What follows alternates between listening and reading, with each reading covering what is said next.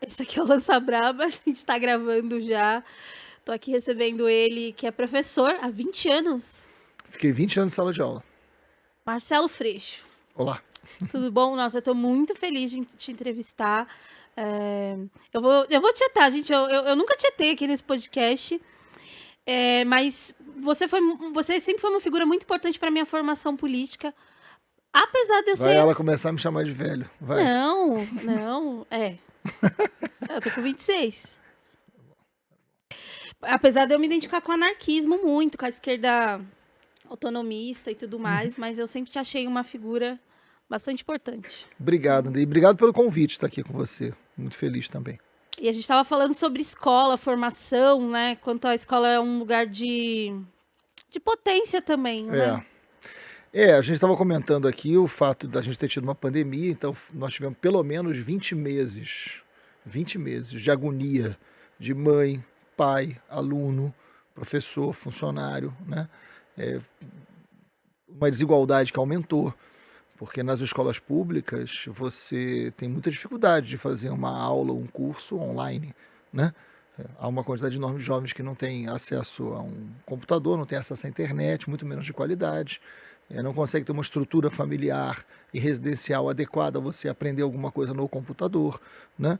Então são muitos elementos que geraram um déficit de aprendizagem enorme. Isso vai comprometer gerações e gerações, né?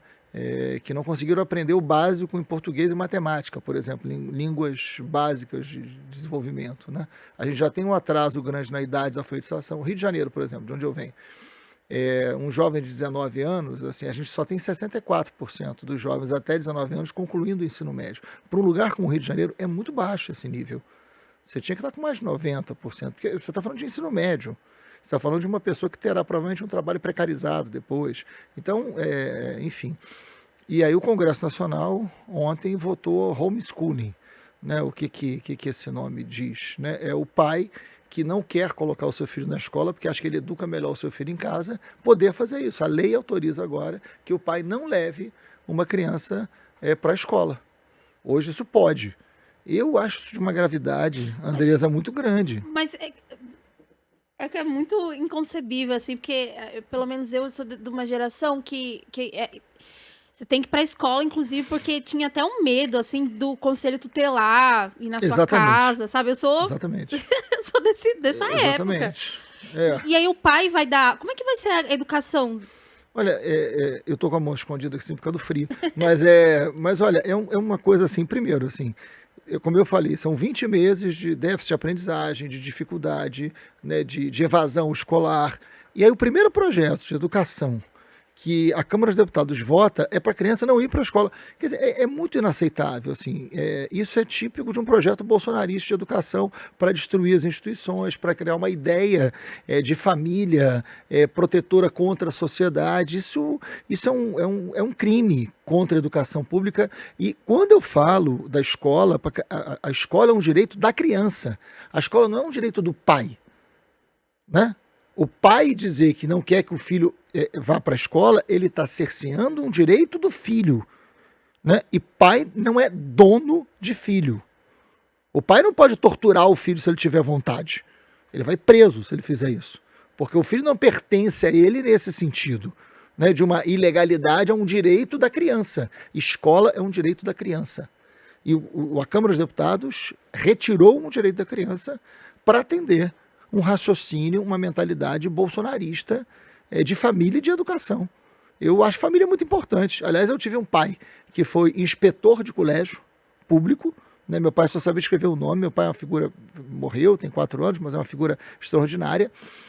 Meu pai foi camelô com 9 anos de idade, foi padeiro com 12. Né? Então foi uma pessoa que perdeu a infância para o trabalho. Né? Então ele dava um valor, e depois ele virou inspetor de colégio.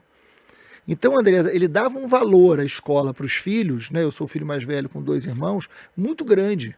Então, eu lembro que ele não conseguia estudar comigo porque ele não tinha estudo. Mas ele, todo dia, ele me perguntava, aprendeu bem na escola? Né? Era um orgulho, e quando eu tinha antigamente esse termo, né? Passou de ano, né? Uhum. né? E aí ele falava, meu filho sempre passou de ano, meu filho nunca teve... Ele falava isso para todo mundo, assim, o cachorro da esquina, o cara, né? Falava para todo mundo, meu filho passou de ano, meu filho passou direto, né? Que era o nome que se dava na época, não sei se é a expressão que se usa hoje ainda. Meu filho passou direto. Era um orgulho para ele. E minha mãe é funcionária de colégio público de secretaria, né? Então, a educação, a escola, mesmo com uma família muito humilde, de gente muito simples, era um lugar muito decisivo. Então, você votar hoje, depois de uma pandemia, onde você tem uma geração inteira que não aprendeu, que vai carregar esse déficit por toda a sua vida, a gente tinha que estar fazendo algo agora que buscasse o aluno que a gente perdeu na pandemia e não estimulasse o aluno a não ir para a escola. A gente tinha que estar discutindo alfabetização na idade certa, educação em tempo integral, plano de carreira para professor. A gente pode fazer uma lista enorme de coisas que a gente tinha que estar votando e fazendo.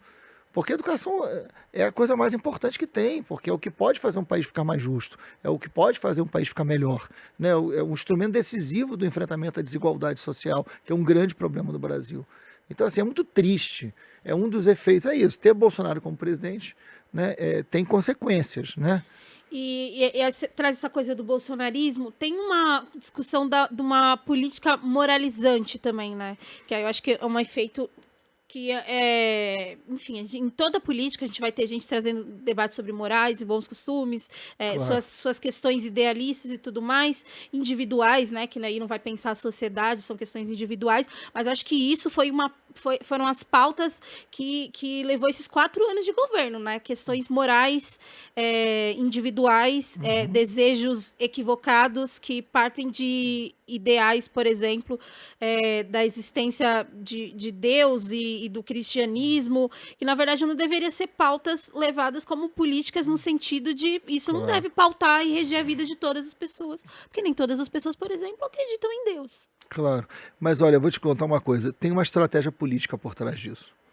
Claramente. Tem um livro chamado Engenheiros do Caos, né, que é do Giuliano De Empoli, o italiano. É um livro pequenininho que ele fala sobre a ascensão da extrema-direita no mundo inteiro. Ele cita Bolsonaro, mas não é sobre Bolsonaro. Mas ele fala como no mundo inteiro esses governos de extrema-direita, que aconteceram em vários lugares do mundo, e aqui também, né, como que eles se deram? Tem uma engenharia, tem uma lógica. Porque você olha Bolsonaro, desculpa, um cara tosco, violento, agressivo, machista, repugnante, burro, né? Enfim, a gente pode passar a manhã inteira aqui adjetivando esse sujeito.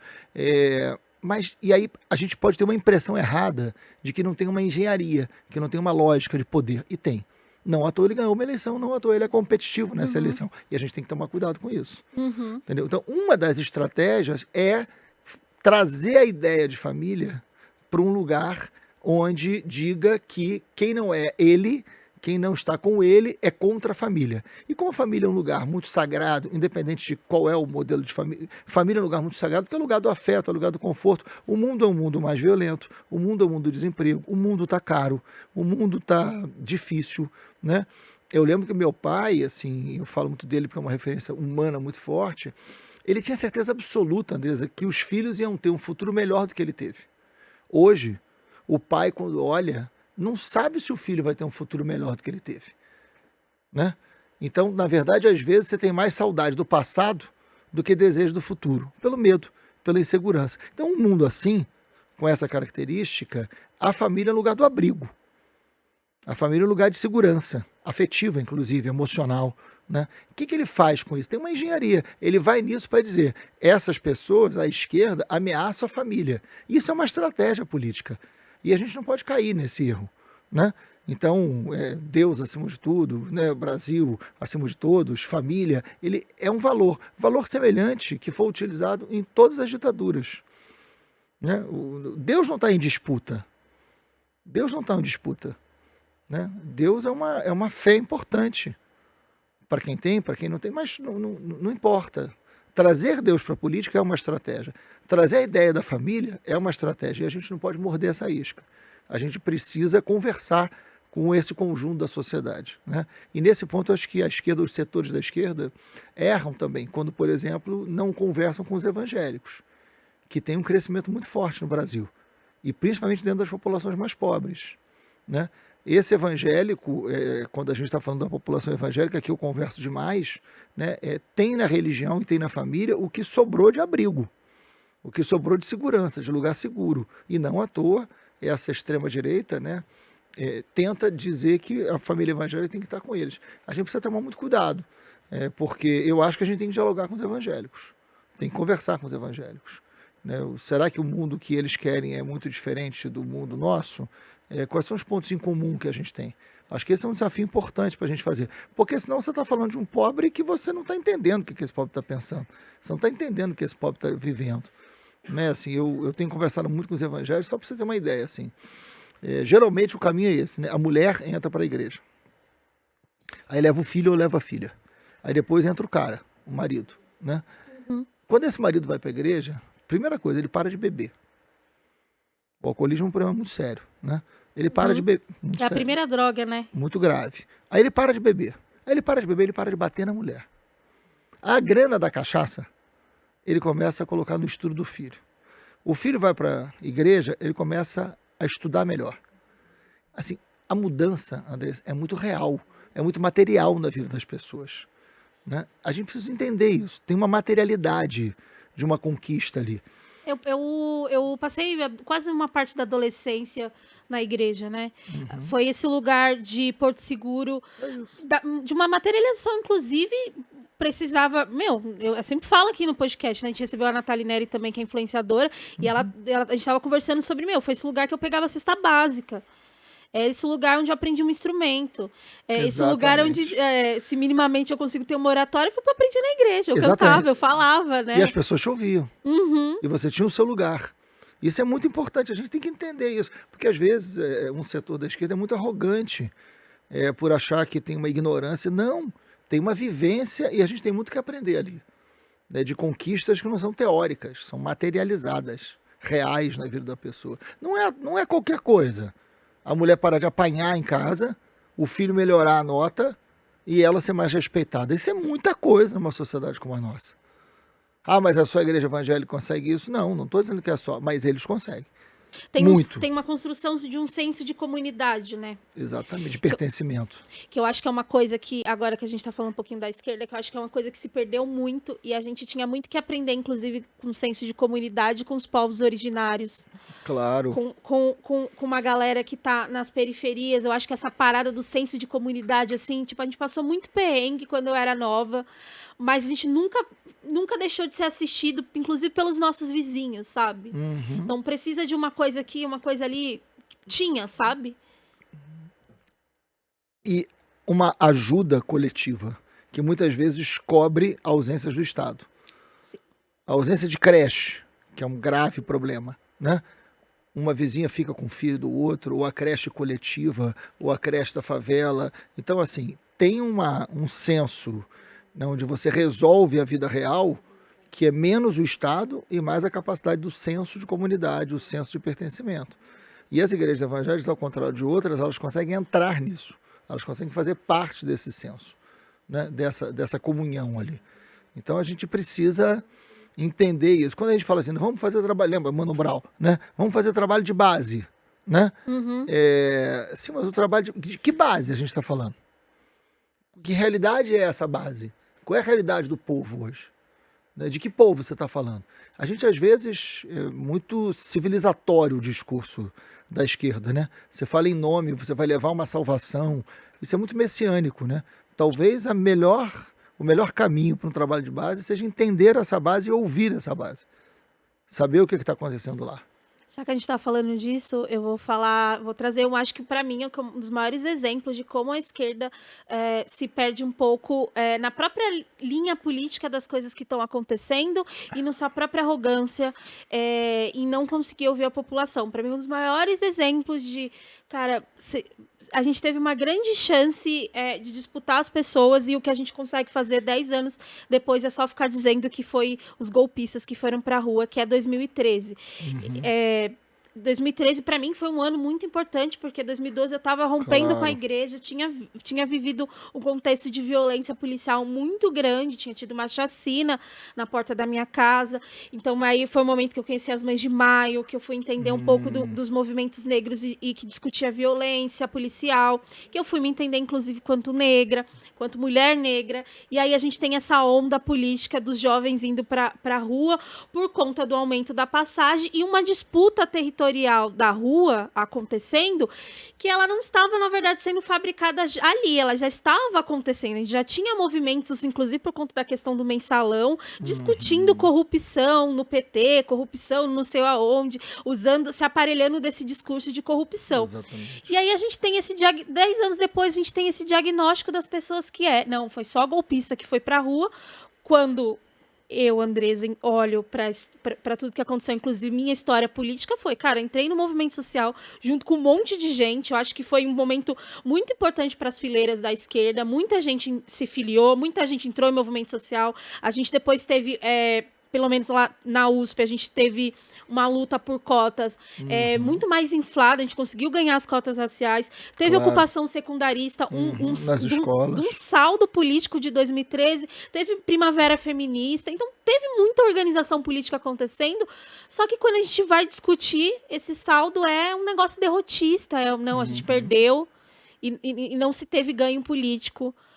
E aí é tudo derrota, e aí veio o bolsonarismo e a gente esquece as produções da luta que aconteceram. Eu concordo muito com você, mas muito com você. Eu vivi muito intensamente em 2013, porque eu era deputado estadual no Rio de Janeiro. Na época, eu presidia a Comissão de Direitos Humanos junto com Marielle, né, por 10 anos. Na comissão é muito tempo, né, 10 anos à frente da Comissão de Direitos Humanos, junto com a Marielle, junto com vários outros, né. A gente ali fez um trabalho muito, muito profundo, muito capilarizado na sociedade onde as violações de direitos acontecem, né? Principalmente com as mães, né? Então, com as mães de vítimas de violência, tanto mães de policial quanto mães de pessoas mortas pelo Estado. Importante dizer também que a gente fez esse trabalho com a mãe do policial, que é mãe, né? Não deixa de ser mãe. Então, 2013 foi uma ruptura, mas foi uma ruptura muito profunda. Eu acho que até hoje a gente não entendeu 2013, né? Ou parte, não só da esquerda, acho que a gente não entendeu. 2013 ainda está para ser compreendido, os seus efeitos ainda estão valendo, né? Dizer que 2013 gerou Bolsonaro não é muito simplista isso. Primeiro que o Bolsonaro existia antes de 2013, né? Eu acho que nós não entendemos 2013, não nos posicionamos bem em 2013 e nós perdemos no momento imediato o resultado de 2013. Né? Você sabe, curioso, assim, eu estava conversando com algumas pessoas do PT essa semana e falei algo que na sua fala agora me lembrou. Falei com o Gilberto Carvalho, falei com vários outros do PT, eu falei, olha, a gente precisa tomar um cuidado. As 2 eleições que Lula venceu foram antes de 2013. Né? Eleição depois de 2013, como qualquer coisa na política depois de 2013, é outra coisa. 2013 é um divisor de águas. Né? Antigamente, se você fosse bom de rua, valia para ganhar uma eleição. Agora você tem bom de rua e tem a rede. Você tem um outro lugar, você tem um outro cenário. 2013 foi a primeira manifestação de massa convocada pelas redes sociais. Você não precisava ser dirigente de um diretório acadêmico ou um líder sindical para convocar. Tem uma história maravilhosa no Rio de Janeiro, o Eduardo Cunha, na época, estava à frente da Câmara dos Deputados, né? E ele tinha feito uma lei que envolvia o direito da mulher, sobre a questão da pílula, etc. Enfim. E ela botou no Facebook dela, essa história é maravilhosa, ela bota no Facebook dela assim, é inacreditável que o deputado Eduardo Cunha tenha feito isso, acho que todo mundo tem que ir para a rua hoje, etc e tal, né? E ela vai embora, ela vai trabalhar. Aí quando ela volta, tinham assim, milhões de curtidas, e aconteceu o ato. E ela falou assim, e ela acabou convocando um negócio que foi gigante e meio sem querer. Essa naturalidade, essa disponibilidade, essa coisa que vai do indivíduo, mas também do coletivo, mas que é um sentimento de todos, isso nasce em 2013. Agora, 2013, Andressa, entra a pauta do transporte, mobilidade urbana, a pauta da violência policial, a pauta do questionamento sobre os grandes eventos. Essa não é uma pauta da direita. Essa não é uma pauta conservadora, de mais justiça. Mas os movimentos de direita se apropriaram e saíram vitoriosos. Isso é uma outra história. Né? Mas tem ali um incômodo de representatividade. Tem um incômodo de representatividade profundo. Né? Um determinado modelo de representatividade não nos serve mais. Algo precisa surgir no lugar disso. E aí eu acho que um setor da esquerda preferiu negar 2013 a criar um outro modelo de representatividade. E aí, quando o Bolsonaro vem dizendo, eu não sou político... Imagina, o Bolsonaro está na política há 30 anos, elegeu todos os filhos, né? Foi um deputado medíocre a vida inteira, foi um político medíocre a vida inteira, ele e seus filhos. E ele, como é que ele ganha espaço pós-2013? Nas redes sociais, organizando redes de WhatsApp e dizendo que não era da política, que era de fora. E criando um estilo de linguagem de fora. Ele se alimenta de uma estética de 2013. Mas Bolsonaro não representa o sentimento que foi 2013. E isso a gente precisa brigar por ele. Você fala dessa coisa do eu não sou político, também, eu acho que também é um rechaço, e é um rechaço que eu sinto, eu acho que por isso que eu fui viver um pouco a experiência com a esquerda autônoma, é um rechaço, inclusive, eu acho, tudo depende do rechaço, né? Você não é um Claro. rechaço fascista, né? Mas um rechaço a um modelo de política quadrado, que é o quê? Esse ato de rua, e aí sobe o cara no carro de som, e aí ele fica lá horas, aí troca, aí é quase que a manifestação tem um dono e fica esse núcleo tomando conta da manifestação. Não estou dizendo que fazer uma manifestação não precisa de um mínimo de organização. Precisa, né? Mas acho que tem esse sentimento de uma coisa velha. Eu acho muito velho, tá, gente? Desculpa se eu estiver ofendendo aí vocês, alguém e tal, mas é que eu acho um modelo muito, muito maçante, desgastante. Aí você fica ouvindo horas e horas, aquela pessoa não tem música, a galera... É pouco representativo. Isso, as pessoas não têm voz. Pouco representativo. E a gente precisa... É muito engraçado porque eu converso muito com a juventude, eu fui professor, então, enfim, durante muitos anos. A juventude quer participar, ela quer se sentir mais dentro. E é curioso porque alguns amigos da esquerda falam assim, mas então qual é a proposta? Eu falei, não sei. Não é uma receita de bolo. Mas o 2013 diz mais o que não quer do que quer. Pode ser. Mas e aí, diante do que 2013 diz que não quer, a gente está oferecendo alguma coisa? Também não. A gente não pode voltar, não dá para imaginar que a gente vai voltar para um pré-2013 como se nada tivesse acontecido. Não dá para imaginar que a gente vai derrotar Bolsonaro nas eleições, se Deus quiser e a gente tiver consciência, né? Mas a gente vai governar como se Bolsonaro não tivesse assistido. Imagina. É isso, a gente está votando, né, homeschooling, é uma sociedade que tem mais arma do que livro. É uma quantidade de arma inacreditável circulando na sociedade, descontrolado. É uma sociedade armada, uma sociedade violenta, uma sociedade... Né, você tem um presidente que falava em legalização das milícias, né? Você tem eu sempre faço paralelo entre milícia e garimpo ilegal, né? Que é crime ambiental, domínio de território, crime organizado, força das armas, massacre da população local, ou seja, garimpo ilegal e milícia tem uma engrenagem, se encontram no modelo de sociedade. O Bolsonaro representa um modelo de sociedade miliciana. Isso tem que ser derrotado. Mas para isso ser derrotado, a gente não pode apresentar um modelo de exercício político antes de 2013. Como que essa juventude da periferia, as juventudes, porque não existe uma juventude só, pode entender que essa política, ela mata no peito e diz, eu faço parte disso, eu estou nisso, né? E eles estão anos-luz na frente da gente nas redes sociais. Eles estão anos-luz na frente da gente. Como é que a gente consegue entrar nesse mundo? Como é que a gente consegue chamar essa juventude para dizer, vem que tem espaço para você, vem que tem lugar para você, né? Esse é o desafio. E você fala bastante sobre a pauta da repressão, assim, e o quanto a gente peca e erra muito também na discussão sobre segurança pública. É um debate que a gente, assim, toma de goleada deles, porque, enfim, eles vão usar discussões moralizantes, tipo, mas o bandido tem que morrer, e aí essa coisa simplista, mas que move muito, move porque é o medo das pessoas, né? Claro. A pauta de segurança, ela é engrenada pelo medo das pessoas, o medo de morrer, o medo de ser assaltado. E o medo é real, né, Andressa? Ele é real. O medo é real. O medo não é uma ficção. O medo não é fake news. Fake news é outra coisa. Medo não é fake news. Medo é um sentimento forte, que as pessoas têm razão para ter. Esse debate, eu tô no debate da segurança pública há muitos anos, né? Eu tô com 55 anos, eu comecei a dar aula muito novo e eu dei aula em presídio durante muitos anos no Rio de Janeiro, né? Então eu comecei a dar aula, a primeira vez que eu dei aula em presídio eu tinha 21, né? Então eu era muito jovem. Eu comecei a dar aula no Edgar Costa, um presídio em Niterói, com 21 anos. E assim, foi muito importante para mim. Ali foi uma formação muito grande para mim, dar aula de história dentro de um cárcere, entender o que era um cárcere, entender o que era o papel da educação, né, como a educação é transformadora, né, num lugar hostil, num lugar que a educação nunca fez sentido para a vida daquelas pessoas, né? Como é que a educação podia ser um instrumento importante de combate e redução de violência. E eu muito novo, né? Então eu fui formado ali também, pessoalmente também. Agora, o debate da segurança pública foi um debate que os setores progressistas, abriram mão. Eu até entendo, assim, eu estudei muito segurança pública, me preocupei muito com isso, mas eu entendo, assim, porque na verdade você viveu uma ditadura, né? Nós vivemos uma ditadura de 21 anos, né, de 64 até 85. Então, foi uma ditadura muito violenta.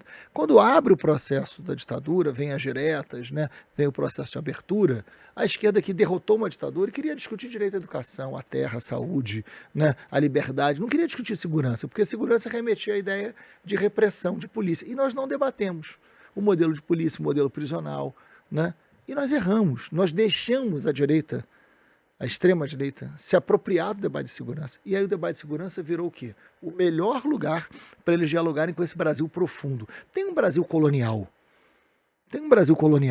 Que Bolsonaro arrancou o tampão do bueiro e esse Brasil colonial veio à tona. Que é o Brasil que defende tortura, que defende espancamento, que defende o justiçamento, que defende o tronco.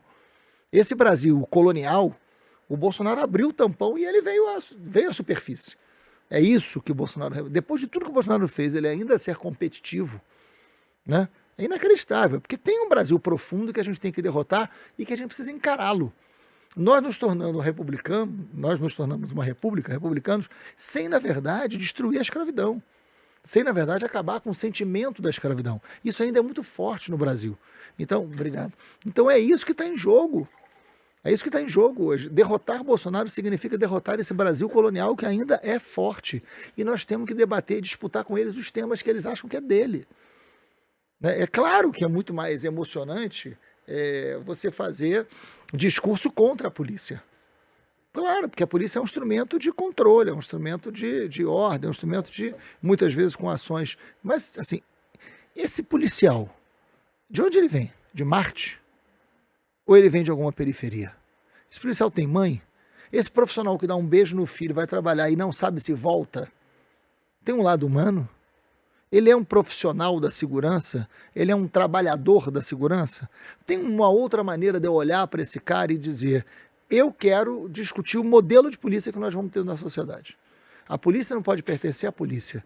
A polícia tem que pertencer à sociedade. Agora, eu vou abrir mão desse debate.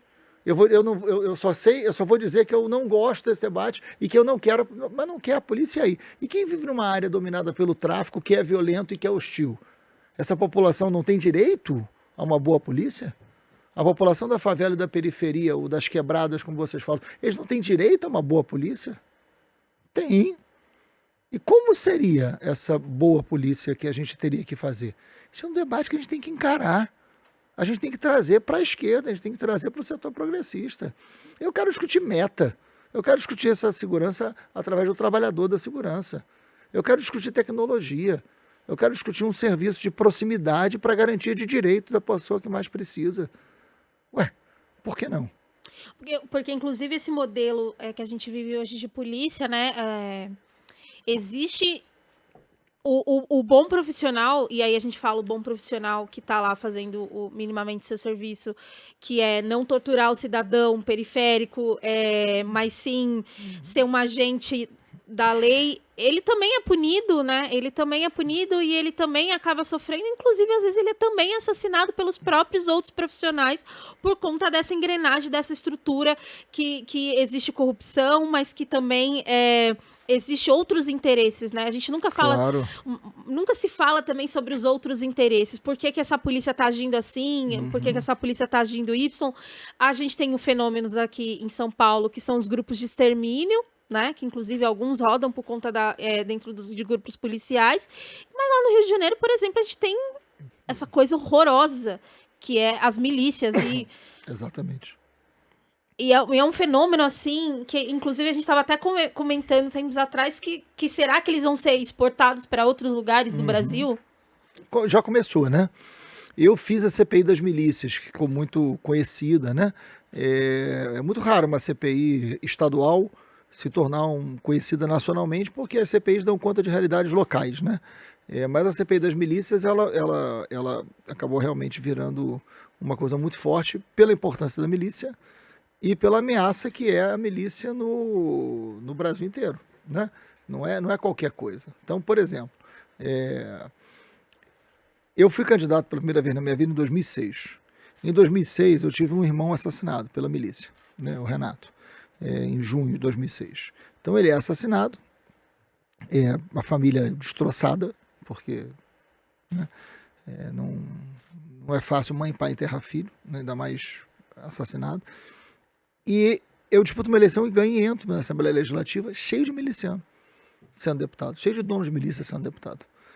Aí, enfim, ou eu enfrentava aquilo e a minha vida fazia sentido, ou eu não tinha por que continuar deputado se eu não tivesse a capacidade ou a coragem de enfrentar aquilo, né?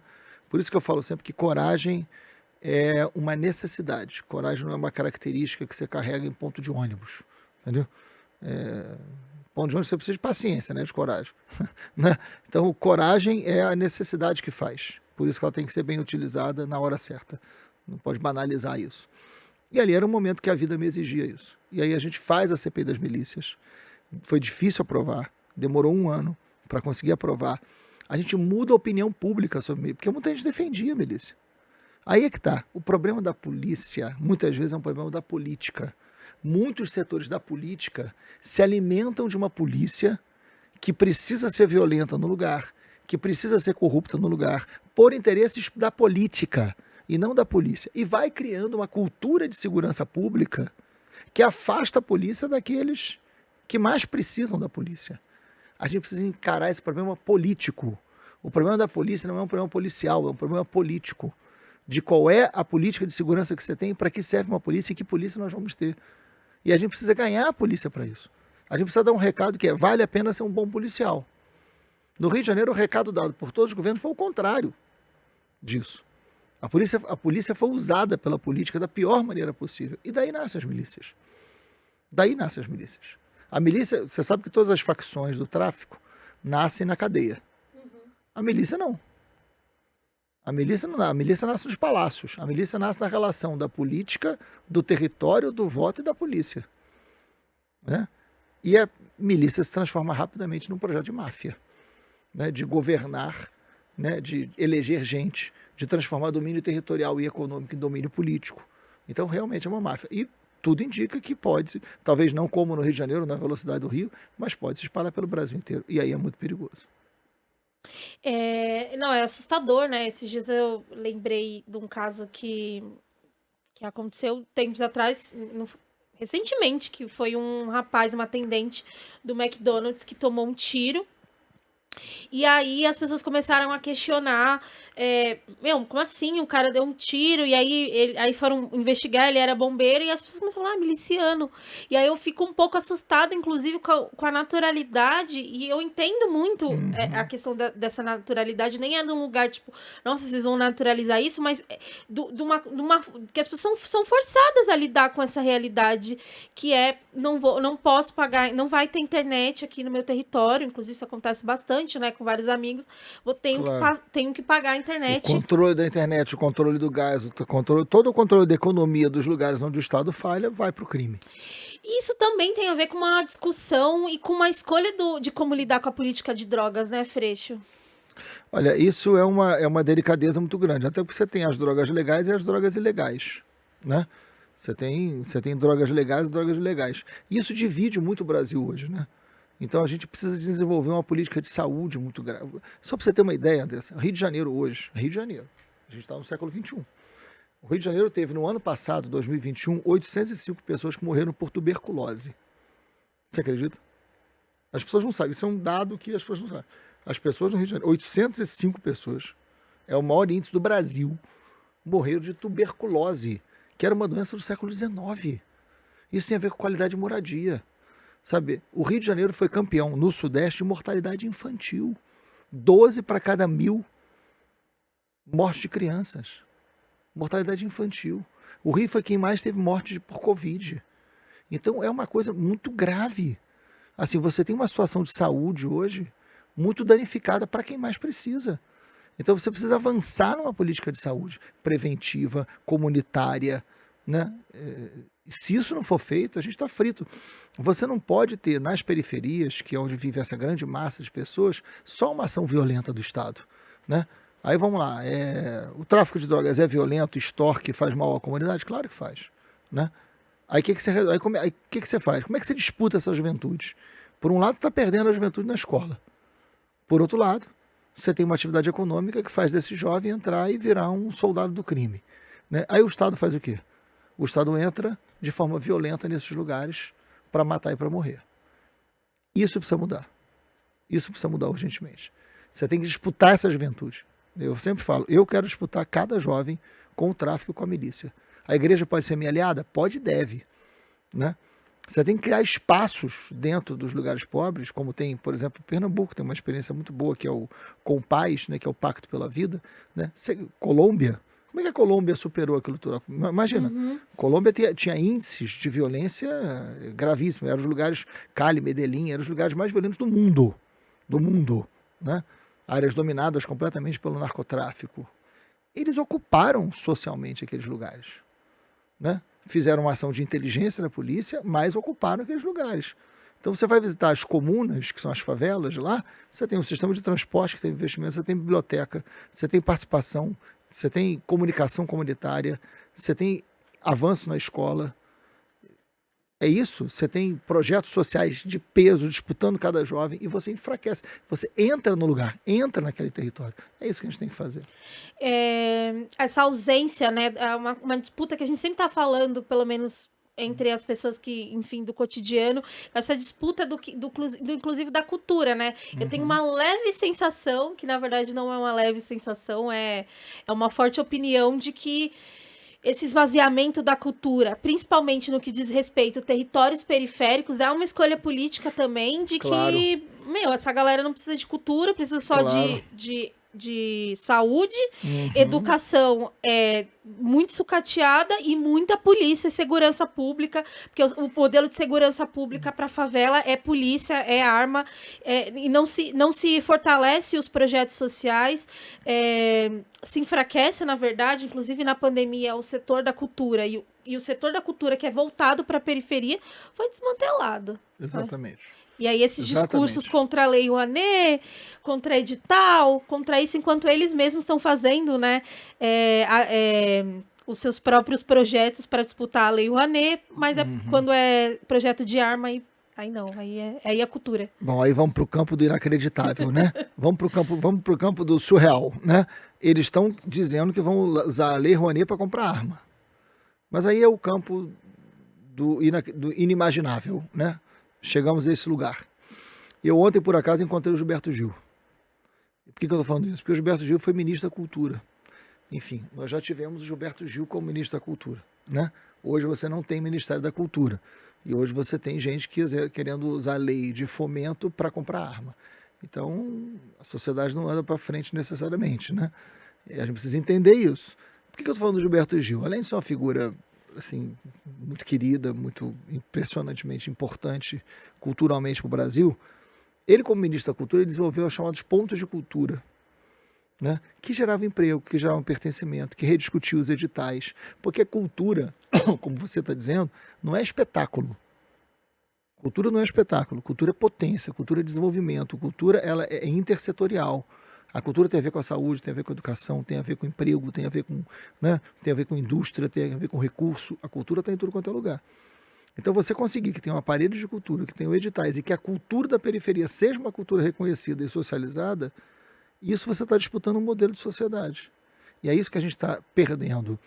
Olha, quando as pessoas falam assim, você é muito contra Bolsonaro, eu falei, graças a Deus, né? Mas, mas o outro, não tem simetria, gente.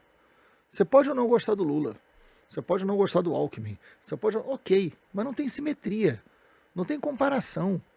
Eu estou falando de um cara que está acabando com as universidades, eu estou falando de um cara que está acabando com a cultura, eu estou falando de um cara que está acabando com a ciência e tecnologia, eu estou falando de um presidente que manda jornalista calar a boca, né?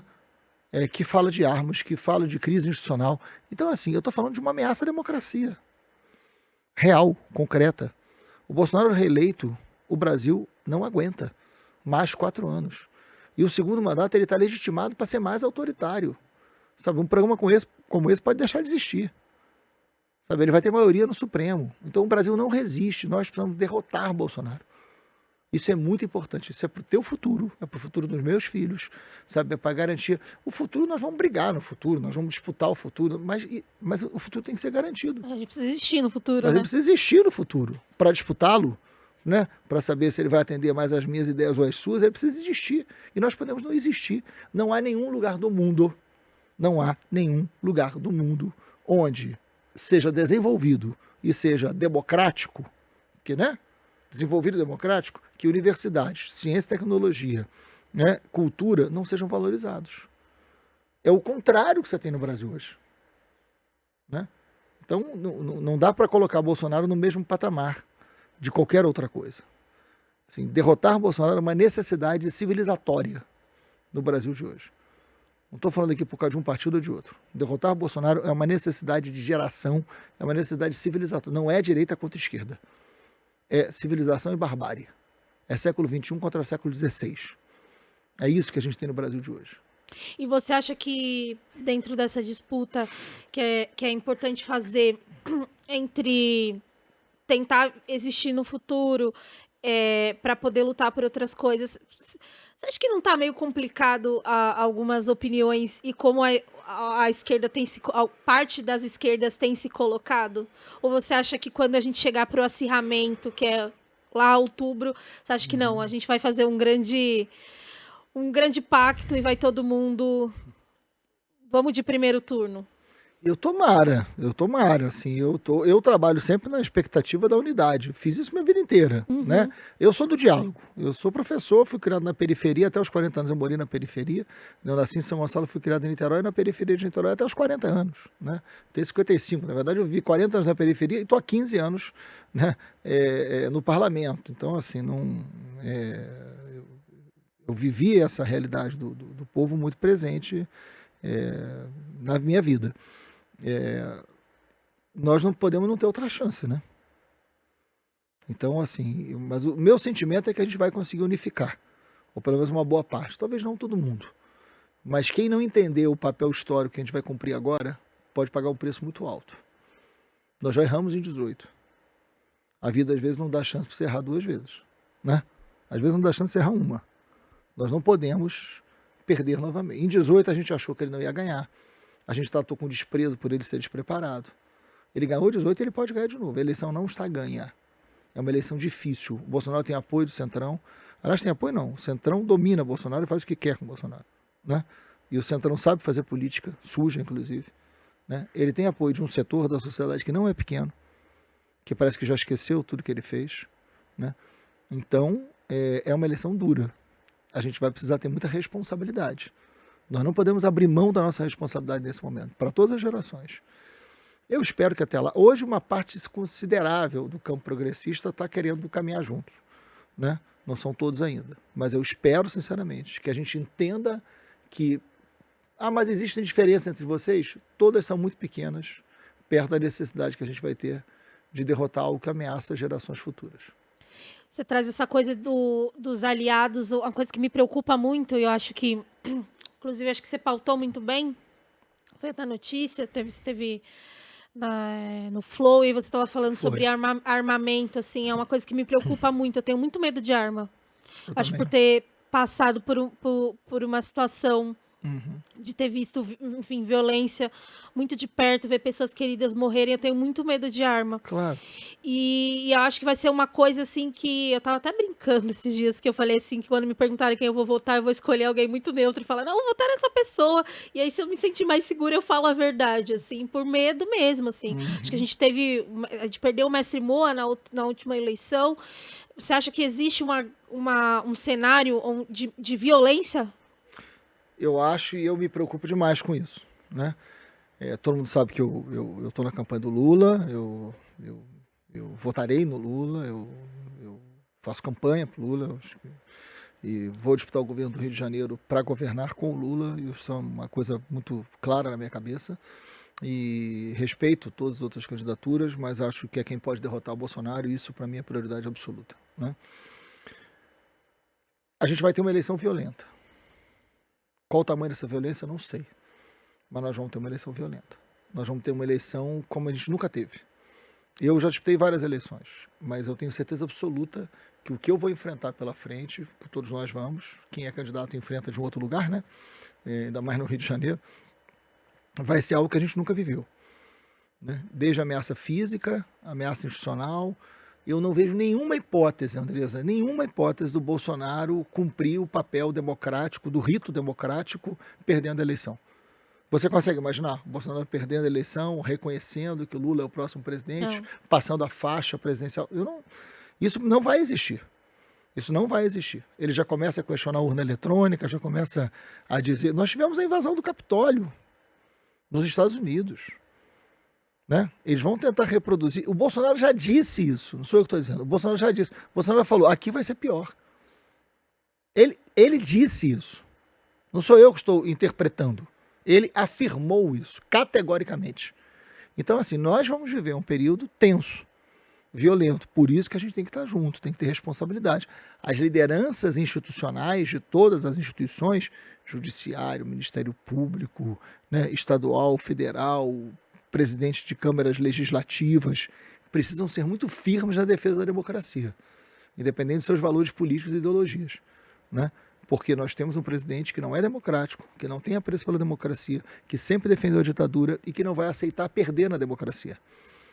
Então, e isso pode se desdobrar nas ruas, nas campanhas de ruas. Você, se for fazer campanha no lugar onde você mora, nós tivemos agora em São Paulo um ex-prefeito, né, no seu condomínio que foi agredido barbaramente. Ou seja, as pessoas cometem violência por causa de uma diferença política. O que era para estar no campo das ideias vai para um campo de enfrentamento físico. E isso é muito perigoso, isso a gente tem que tentar evitar. E a gente precisa falar sobre isso, como você está fazendo aqui. E você quer disputar o governo do Rio de Janeiro? A gente precisa disputar o governo do Rio de Janeiro, é uma necessidade. Eu quero, estou com vontade, a gente pode ganhar. A gente tem uma disputa muito acirrada lá, tanto o Lula quanto o Bolsonaro, quanto eu e o Cláudio Castro, que é o governador do Bolsonaro no Rio de Janeiro, né? A gente tem preparo para ganhar, a gente tem chance de ganhar e de mudar a história do Rio. E não dá para ter outro Brasil sem ter outro Rio de Janeiro. É uma página que a gente tem que virar. Tem que virar essa página do Rio, tem que colocar o Rio de Janeiro de pé. Tem que fazer outra governança, né? Tem que romper. São 5 governadores presos. E esse que está aí vai para o mesmo caminho. Né? É surreal, assim, às vezes eu gosto muito de ir pro Rio de Janeiro. Acho que se eu não morasse em São Paulo, eu sou baiana, né? Mas eu moro aqui em São Paulo faz muito tempo. Se eu não morasse em São Paulo, acho que eu moraria no Rio, assim, eu amo ir pro Rio de Janeiro. E todas as vezes que eu volto pro Rio de Janeiro, e olha que eu moro em São Paulo, cara, São Paulo, assim, tá jogada às traças, a gente tá sem prefeito, assim, sem prefeito que eu digo é uma ausência, mas eu também sinto que existe um plano aí sendo executado, existe um plano sendo executado, a polícia tava espancando na Cracolândia, isso aí é uma política histórica das prefeituras e dos governos de São Paulo, então assim, é uma ausência de um prefeito, mas de projeto existe e ele tá sendo executado, mas o Rio de Janeiro, cara, cada vez que eu vou pra lá eu fico triste, parece que tá abandonado, as traças, sem política. Exatamente. Sem política, é isso, assim, às vezes a gente tem uma impressão que o abandono, a falta de política não tá acontecendo, mas na verdade ela tá acontecendo, é um plano, é uma execução, claro. Né? Que nem quando falam muito do Bolsonaro, ele é louco. Não, louco sou eu que tenho CID, tomo meu remedinho, vou no psiquiatra, entendeu? Ele é um plano ali, é um projeto. É um projeto não tem nada de louco, é um projeto de país. E a aliança dele com o Cláudio Castro no Rio de Janeiro é mais do que uma aliança política, é um projeto de sociedade, que é a sociedade miliciana, a sociedade do garimpo ilegal, a sociedade da arma, a sociedade da violência contra a mulher, a sociedade do combate à educação pública, de perseguição a jornalistas. Isso é um projeto de sociedade, um projeto de sociedade autoritário, né? É contra as universidades, contra a ciência e tecnologia. Então, isso é um projeto de sociedade miliciana, isso é perigoso. Né? A gente não sobrevive anos com esse projeto, isso causa um dano muito grande para a vida da gente. Né? Então, derrotá-lo é decisivo. Assim, o Rio perdeu muito. O Rio teve esse ano a cesta básica mais cara. O Rio é campeão de morte de tuberculose, como eu já disse aqui. Né? O Rio foi onde mais morreu por Covid. O Rio teve... Assim, a gente tem perda de salário mínimo, né? Defasagem de compra de salário mínimo. O Rio perdeu 700 mil empregos de 2015 a 2020. Sabe? Então, assim, tem 5 governadores presos, tá, mas o peso disso para a sociedade é muito grande. Isso chega na vida real das pessoas. Tá caro e perigoso morar no Rio. Botijão de gás custa mais de R$100. né? Se morar no Rio de Janeiro, 80% da venda de botijão de gás ou é tráfico ou é milícia que vende. Então, assim, a gente precisa reerguer o Rio e precisa entender que a eleição no Rio é muito estratégica para o Brasil. Não é só o Lula ganhar a eleição. O Lula ganhar a eleição, a gente ganha no Rio, ganha em São Paulo, ganha no Nordeste e governar de maneira diferente. Sabe, tentar ganhar em Minas. É muito importante. A eleição, isso não vai ser um papel, sabe, assim... Eu respeito muito quem não acredita nas eleições. Eu respeito. Mas a eleição desse ano, né, tem que ser refletida. Assim, porque a gente não tem o direito de perder. Você falou essa coisa do quem não acredita em eleição. Eu acho que ao longo da minha própria trajetória, fazendo parte mais da esquerda autonomista, e aí hoje em dia eu não faço mais parte de movimento social nenhum, mas acompanho e gosto de acompanhar. Eu gosto muito dessas escolhas de, putz, a gente não vai ter uma liderança, vamos fazer rodar cargo, vamos fazer todo mundo tomar as decisões, etc, etc, mas acho que também... E eu acho que isso não só na esquerda autonomista, com os anarquistas, mas acho que tem uma coisa assim que ao longo do tempo foi até me irritando, me desgastando, que eu acho que tem um idealismo muito grande que ele acaba atrapalhando muito em momentos estratégicos, sabe? E aí, seja o putz, estou numa manifestação, e aí enfim, a manifestação escolhe ou não se vai fazer uma barricada para impedir que se a polícia vai passar ou não para poder fazer a repressão. Mas também em escolhas de como se comportar e fazer a própria disputa, sabe? Essa coisa... Não, eleição eu não voto. Eu tenho as minhas questões com eleição, mas eu acho que é importante que a gente se organize para eleger o Lula. É o Lula, não tem outra pessoa. E fazendo um debate sobre o que significa o Alckmin também, que aí eu também tenho uma outra coisa que me irrita, que é uma galera que também não quer que as pessoas se posicionem. Freixo, eu fui presa no governo Alckmin. Eu fui criminalizada. E aí eu fiquei um tempão tendo que ir lá assinar no tribunal, não podia sair da cidade, até que provasse que eu só estava me manifestando, eu estava ocupando uma escola e eu fui presa. Isso me acarretou várias coisas, desencadeou várias coisas, inclusive o fato de eu não querer mais estar construindo espaço, porque eu decidi que eu queria fazer outras coisas. Você acha que, por exemplo, é justo eu não falar sobre isso? Acho que não é o momento de você não falar sobre isso. Então, acho que é preciso equilibrar essas duas coisas, né? O idealismo, mas também uma conversa honesta sobre o que significa o Alckmin na vida das pessoas. É claro que sim. E primeiro que a gente tem que falar sobre as coisas, tem que falar sobre tudo. É esse o medo do Bolsonaro. A gente deixar de ter o direito de falar, né? Em circunstâncias normais, se estivéssemos em circunstâncias normais, jamais a gente estaria pensando como nunca pensamos antes, do Alckmin na mesma chapa do Lula, né? Pelo contrário, foram adversários a vida inteira, mas um nunca ameaçou o outro de morte. Mas um nunca disputou uma eleição onde você podia sofrer um atentado físico, né? Nunca chegamos a esse extremo, nunca. Então hoje, eu acho que o Alckmin é a tal terceira via dentro da primeira, porque eu acho que não tem terceira via. O debate, para mim, só tem uma via e a contramão, né? Para mim, existe a via e a contramão. A via da democracia, do diálogo, de uma unidade, de um momento histórico que tem que ter, que em outros tempos não teria. E pode daqui a pouco não precisar mais ter. Agora, o outro é a contramão. O que é a contramão? Fechamento de imprensa, fechamento do Congresso, né? Ato institucional número 5, tortura, justiçamento, que é a sociedade miliciana, que é a contramão. Isso não é uma via, isso é a contramão, né? Representando pelo Bolsonaro e seus aliados.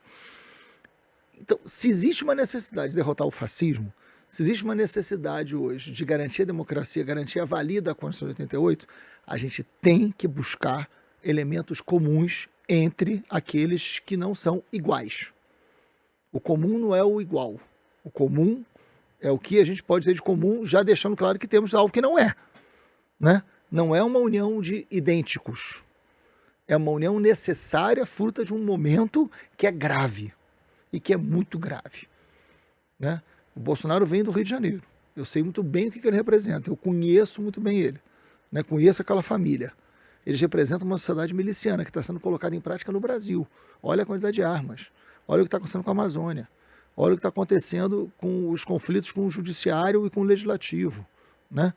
Então, assim, o Brasil não resiste a isso. Daí a necessidade de fazer união e diálogo com quem a gente não tinha normalmente. Isso significa apagar as diferenças? Apagar o que você viveu? Não! Não, mas conseguir botar tudo em cima da mesa. E dizer, olha, como é que vai ser daqui para frente? Né? O Lula fala uma coisa muito engraçada, né, espirituoso como é. Ele fala o seguinte, eu não vou brigar com o Alckmin. Por uma razão, não vai dar tempo. Ele diz isso. A gente tem tanta coisa para fazer que não dá tempo de brigar. É isso, esse é o espírito, entendeu? Isso não quer dizer que você não tenha diferenças. Claro que tem, elas não podem ser colocadas para debaixo da mesa, né, escondidas. Não, vamos tratá-las. Vamos tratá-las. E você acha que é possível a gente fazer essa disputa e que, inclusive, não só essa disputa, porque também é isso, a gente tem essas pessoas que são figuras políticas, que estão inseridas já dentro do cenário político, mas também a gente tem as pessoas que estão, eu não diria alheia, mas vou usar minha mãe de exemplo, assim, sabe? É que minha mãe não votou no Bolsonaro, mas como é que a gente vai fazer disputa com pessoas que não estão inseridas no debate político, nem do que é esquerda ou direita. E nem interessadas. E nem interessado, porque é isso, né? A gente fala muito sobre, putz, vamos aqui discutir a disputa, não, o marxismo. Só que mas existe uma urgência do capitalismo, e essa urgência do capitalismo tem construído a vida das pessoas e pautado a vida das pessoas como máquinas, e elas não têm tempo para pensar política, porque para o capitalismo é importante que elas não pensem politicamente, que elas não pensem a política. Como que a gente vai fazer disputa com essas pessoas? Falando da vida real. Eu quero chegar no Rio de Janeiro e falar o seguinte, olha, tu que pega o trem da Supervia e que mora no bairro de Santa Cruz ou Campo Grande, que leva 2 horas para chegar no centro da cidade, porque não tem investimento no trem, né? Vamos falar sobre isso? Como é que a gente resolve o problema do trem da Supervia? Vamos falar do preço do botijão de gás, que só quem vende é a milícia? Como é que a gente resolve isso? Vamos falar da cesta básica, né? Vamos falar de moradia? Vamos botar a escola para funcionar e vamos botar seu filho para ter aula boa? Vamos recuperar o CIEP do Brizola e botar CIEP com internet? Né? Vamos voltar a ter merenda, café da manhã, almoço, café da tarde e jantar? Vamos fazer a escola ser um lugar importante para a vida de quem mora no entorno da escola, inclusive? Vida real. A gente tem que falar de vida real. As pessoas estão sofridas, né? O Rio tem 3,6 milhões de precarizados. 1,2 milhão de desempregados. Então, vamos olhar para essas pessoas. O que a gente tem que fazer? Né? A taxa de desemprego no Brasil é 11%, no Rio é 14%. Então tem que ir na vida real desse cara. Dizer o seguinte, olha, a gente está disputando uma eleição, a gente quer ganhar o Rio, quer ganhar o Brasil, para mexer nisso aqui, ó, real. É isso aqui, a gente tem isso para fazer. Eu sou professor, né? Eu quero, se eu ganhar o governo do Rio de Janeiro, nós vamos ganhar, vai ser o governo da educação. 4 anos depois a gente vai ter outra educação no Rio de Janeiro. Isso, é vida real, entendeu? Assim, para as pessoas, o cara não quer que você sente na frente dele e dê uma aula para ele. O cara quer que você sente do lado dele e fale o seguinte, vamos resolver isso aqui? Vamos fazer o trem funcionar? Vamos fazer o trem ser mais rápido? Vamos fazer a estação ser um lugar com dignidade para você esperar o trem? Vamos fazer você chegar mais rápido no trabalho para você ter mais tempo com a sua família depois? Né? Que acho que é um pouco da concretude, voltando lá no começo da nossa conversa, Exatamente. 2013, que é, eu não vou pagar R$3 na passagem, tá caro pra caralho. Enfim, desculpa o palavrão, que é isso, tá caro pra caralho, e aí isso desencadeia a discussão sobre o acesso à cidade, sobre transporte e tudo mais, mas a palavra de ordem, o que move as pessoas, a concretude da luta é, eu não vou pagar R$3. Você lembra do lema de 2013, não é por 20 centavos? Sim, sim. Era esse o lema, né? Lembrei agora, você falando isso, eu lembrei. Não é por 20 centavos. É isso, é para uma sociedade que seja melhor. Eu quero viver num lugar melhor.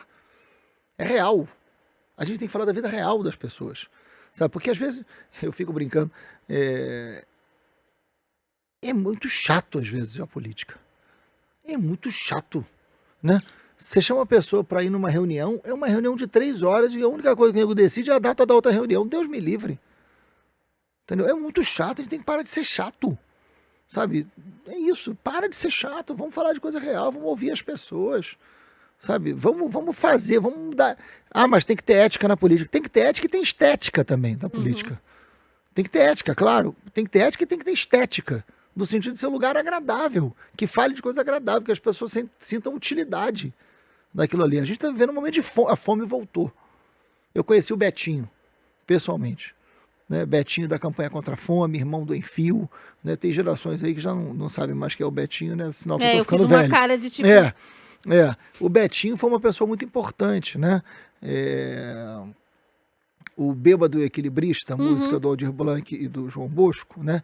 Ele fala com a volta do irmão do Enfio, né? E de tanta gente que partiu. A volta do irmão do Enfio é o Betinho, né? Citado nessa música belíssima do Aldir Blanc. O Betinho, quando volta do exílio, ele organiza a campanha contra a fome e ele tinha uma frase que ele dizia o seguinte: a fome tem pressa. A fome tem pressa. Essa frase é dele.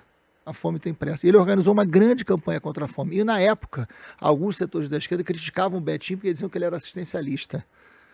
Esse debate é antigo, tá vendo? E o Betinho, eu conheci o Betinho, né? Eu era muito jovem, né? Quando ele era uma figura muito, muito importante. Herbert de Souza, quem está assistindo a gente aí, clica lá, Herbert de Souza, o Betinho, né? A gente está voltando a essa realidade, né? Inacreditavelmente. Assim, a fome tem pressa. É isso que a gente tem que... Vamos lembrar do recado do Betinho.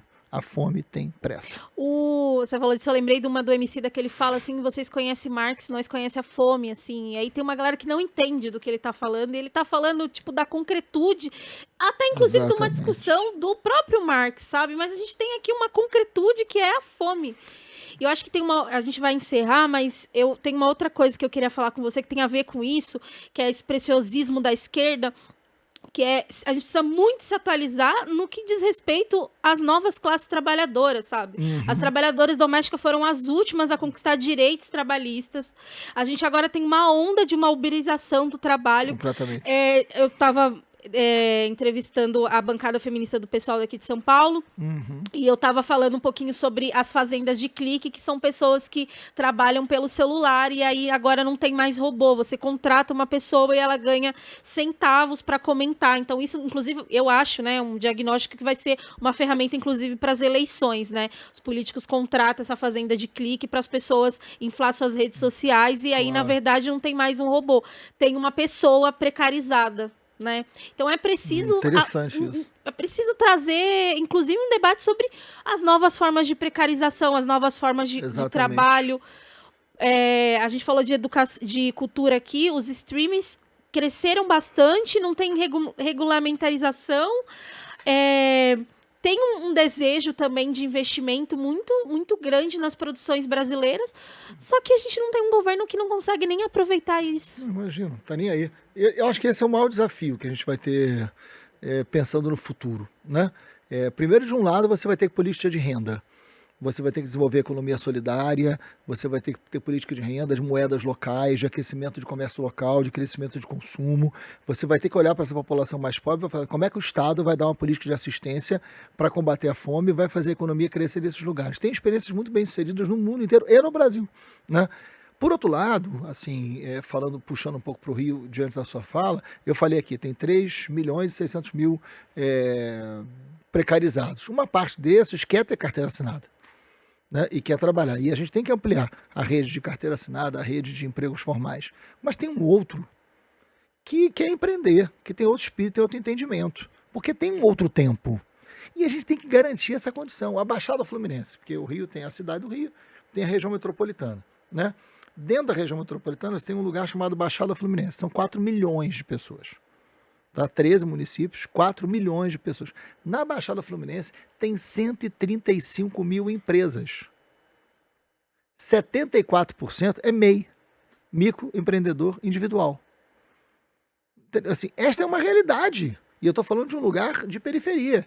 Sabe, cara, a gente tem que abrir uma casa do empreendedor, né? Onde o Estado abre um espaço, uma casa do empreendedor, onde essas pessoas vão receber curso, vão receber orientação, noção de direito, assistência jurídica, assistência social, troca de trabalhos, permitir que esses espaços também de economia criativa possam chegar nos setores pobres. Isso não tem que ser um lugar elitista. Não tem que ser um lugar elitista. Né? Olha você aqui, o que você representa? Né?